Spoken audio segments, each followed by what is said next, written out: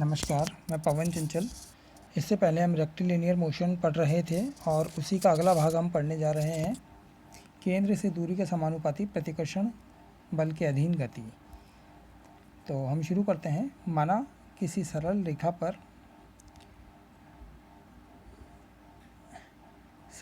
पर कोई स्थिर बिंदु है O, जो कि हम इसे बल केंद्र मानते हैं। जैसा कि चित्र में दिखाया गया है, ये एक सरल रेखा दर्शाई गई है जिसमें O एक बल केंद्र है।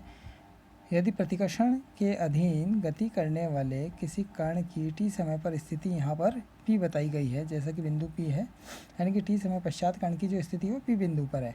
तो इस बिंदु पर जो कण का त्वरण है वो μx है, और चूँकि ये कण O से गति कर रहा है x के बढ़ने की दिशा में, इसलिए यह पॉजिटिव आएगा। यानी कि कण की गति का समीकरण m/2x/dt² = लैम्डा एक्स। यहाँ म्यू एक्स या लैम्डा एक्स हम कुछ भी कह सकते हैं, इसे हम लैम्डा एक्स कह देते हैं, तो ये लैम्डा एक्स हो जाएगा। तो d2x/dt² = λ/mx। अब यहाँ पर जो है केंद्र से दूरी के समानुपाती जो है प्रतिकर्षण के अधीन हम गति पढ़ रहे हैं, इसलिए यहाँ जो त्वरण होगा वो किसके बराबर होगा, x के प्रोपोर्शनल होगा, यानी कि = होगा लैम्डा एक्स। तो अब हम देखते हैं d2x/dt² = μx, और जहाँ पर μ = λ/m। तो d2/dt² को हम v/dv/dx कह देते हैं, और μx हमने ऐसा लिखा। अब इसको जब हम इंटीग्रेट करते हैं तो हमारे पास आता है v² = μx² प्लस कॉन्स्टेंट। इसे हमने इक्वेशन नंबर पहले वाली को 1 दे दिया था और इसे इक्वेशन नंबर हमने 2 दे दिया। अब हम देखते हैं कि पहला केस, यानी कि जब कण O से, यानी कि बल केंद्र से a दूरी पर स्थित विरामावस्था से गति प्रारंभ करता है। यानी कि ये देखिए यहाँ चित्र दर्शाया गया है, इसमें O से a दूरी पर एक बिंदु दिया गया है A, वहाँ से वो गति प्रारंभ कर रहा है, रेस्ट से, विरामावस्था से A बिंदु से गति प्रारंभ कर रहा है। अब यहाँ पर देखिए A बिंदु P से पहले है, यानी कि जो O से P की दूरी है x, वो इस केस में A से बड़ी है, यानी कि x > A P बिंदु से पहले है, और यहाँ से कण गति शुरू कर रहा है, चलना शुरू कर रहा है। तो देखते हैं हम। तो पहला केस है जब कण O से A दूरी पर स्थित विरामावस्था से गति प्रारंभ करता है,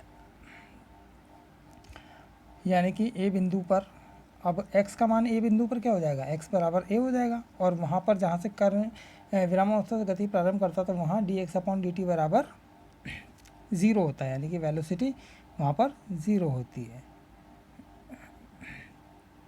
तो ये मान जब हम इसमें इक्वेशन में रखेंगे तो यहाँ से हमारे पास a का मान क्या आ जाएगा, म्यू माइनस का और a², ये हमारे पास आ गया। तो v² = a का मान हमने रखा तो क्या हो जाएगा, म्यू x² माइनस a², यानी कि v = dx/dt = √μ² x² minus a²। यहाँ पर हमने पॉजिटिव साइन लिया है क्योंकि x जो है वो बढ़ने की दिशा में उसके जो कण की गति है। तो √μ dt = dx/x² माइनस a²। इसे हम इंटीग्रेट करते हैं दोनों साइड, तो हमारे पास आता है √μt = cos hyperbolic inverse x/a plus constant. अब इनिशियल स्थिति जो केस है, इनिशियल केस में हम देखते हैं प्रारंभिक अवस्था में क्या है हमारे पास, जब कण A से गति प्रारंभ कर रहा तो A बिंदु पर जो है x का मान कितना है, x = A, और स्टार्टिंग में t = 0। तो ये दोनों मान जैसे हम इसमें रखते हैं तो हमारे पास यहाँ से b की वैल्यू आ जाती है 0। तो ये मान हम रख देते हैं b की वैल्यू इसमें, तो हमारे पास क्या आता है, √μt = cos hyperbolic inverse x/a, ये आ गया। तो x बराबर आ गया a cos root hyperbolic √μt। ये x का मान है, यानी कि t समय पर कण की स्थिति को यह समीकरण दर्शाती है। इसे हमने समीकरण नंबर 3 कह दिया। और अगर हम इसका डिफरेंशिएट करें t के रेस्पेक्ट में तो dx/dt होगा, जिसको कि हम v कह सकते हैं, यानी कि v = dx/dt = a √μ sin hyperbolic √μt। ये पहला केस हमने यहाँ पढ़ा, इसे क्वेश्चन नंबर हमने 4 दे दिया। अब हम दूसरा केस पढ़ते हैं। यानी कि जब कण बिंदु A से केंद्र ओ की ओर विरामावस्था से ओ की ओर v वेग से फेंका जा रहा है। तो यहाँ चित्र में देखिए ए से ओ की ओर फेंक रहे हैं, यानी कि कण की गति ए से स्टार्ट हो रही है और ओ की ओर है, ठीक है। तो यहाँ पर अब इस केस में हम देखते हैं, तो जो हमारे पास इक्वेशन नंबर 1 थी पहली, यहाँ देखिए आप, ये रही m/dx/dt² is equal to mu x, ये वाली। तो हमने सबने डिफरेंशियल इक्वेशन पढ़ी है, डी इसको हम कह सकते हैं d² minus mu x is equal to 0।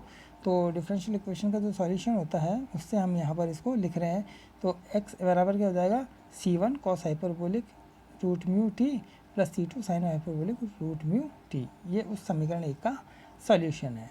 यहाँ पर c1 और c2 क्या है हमारे पास, दोनों कांस्टेंट है। तो dx/dt बराबर हो जाएगा c1, इसको डिफरेंशिएट कर देंगे हम t के रेस्पेक्ट में, c1 root mu sine hyperbolic root mu t plus c2 root mu cos hyperbolic root mu t. इसे हमने समीकरण नंबर 6 दे दिया।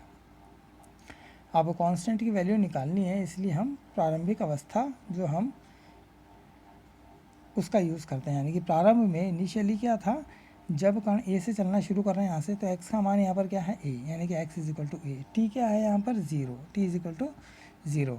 तो और वेलोसिटी जब स्टार्टिंग में रेस्ट से ए बिंदु से चलना शुरू कर रहा है, तो यहाँ पर ए बिंदु पर वेलोसिटी क्या है हमारे पास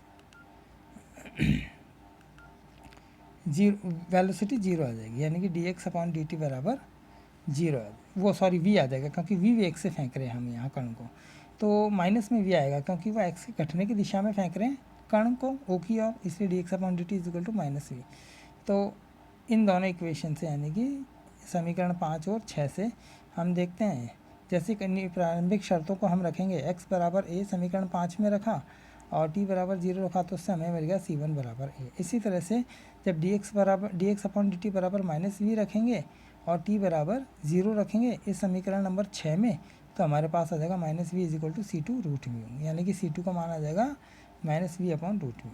तो ये दोनों c1 और c2 की वैल्यू जब हम समीकरण 5 में हम पुट करेंगे और 6 में पुट करेंगे, तो हमारे पास ये आता है x बराबर a cos hyperbolic root mu t minus v/रूट mu sine root mu t. ये तो x का मान आ गया। और इसी तरह से dx/dt आ जाएगा हमारे पास, जब हम इसमें समीकरण नंबर 6 में c1 और c2 का मान रख देंगे, तो हमारे पास आ जाएगा a root mu sine hyperbolic root mu t minus v cos hyperbolic root mu t. ये हमारे पास किसी समय पर कण की स्थिति और वेग, x का मान तो स्थिति को बताता है और dx/dt वेलोसिटी को बताता है। स्थिति और वेग को दर्शाने वाले समीकरण है, यानी कि ये देखिए कण की स्थिति और वेग को दर्शाती है समीकरण है। अब हम देखते हैं कि कण को केंद्र पर पहुंचने में लगने वाला समय कितना है। तो जो हम केस पढ़ रहे हैं उसमें दूसरे केस में कण को हम क्या केंद्र तक पहुंचाना है, तो यानी कि केंद्र तक, यानी कि जब x की वैल्यू 0 हो जाए, तो x बराबर 0 तक, यानी कि केंद्र तक पहुंचने में हम मान लेते हैं t समय लेता कोई कण। तो समीकरण हमने जो अभी निकाली है, x बराबर a cos hyperbolic root mu t minus v/रूट mu sine hyperbolic root mu t, इसमें हम x बराबर 0 रख देते हैं और t बराबर हमने माना कैपिटल T समय लेते हैं, यानी कि x बराबर 0 और स्मॉल t बराबर कैपिटल T। ये वैल्यू हम इसमें पुट करते हैं। तो जैसे ही हम वैल्यू रखते हैं, तो हमारे पास देखिए ये वैल्यू रखने पर 0 बराबर a cos hyperbolic root mu t minus v/रूट mu sine hyperbolic root mu t, ये आता है। तो यहाँ से हम इसको सिंप्लीफाई करते हैं, तो tan hyperbolic root mu t is equal to a root mu upon v आ जाएगा, जिससे कि हम t का मान निकाल सकते हैं, जो कि हमारे पास ये आ गया। यानी कि कण को केंद्र तक पहुँचने में लगा समय कितना है, t कैपिटल T बराबर 1/रूट mu tan hyperbolic inverse a root mu upon v। ये हमारे पास किसी कण को केंद्र तक पहुँचने में लगने वाला समय है। स्पेशल केस क्या है यहाँ पर, अगर कण को, जैसे हम दूसरा केस पढ़ रहे हैं उसमें कण को ए बिंदु से फेंक रहे हैं ओ की ओर, तो वेलोसिटी v से फेंक रहे हैं, वहाँ पर अगर वेलोसिटी v जो है a रूट म्यू के बराबर हो, तो कंडीशन क्या होगी। तो हमारे पास यहाँ पर ये जो tan hyperbolic root mu t बराबर a root mu upon v है, इसमें हम v का मान यहाँ पुट करते हैं इसमें। तो v का मान जैसे a रूट म्यू रखा, तो हमारे पास ये वैल्यू आ गई tan hyperbolic root mu t बराबर 1।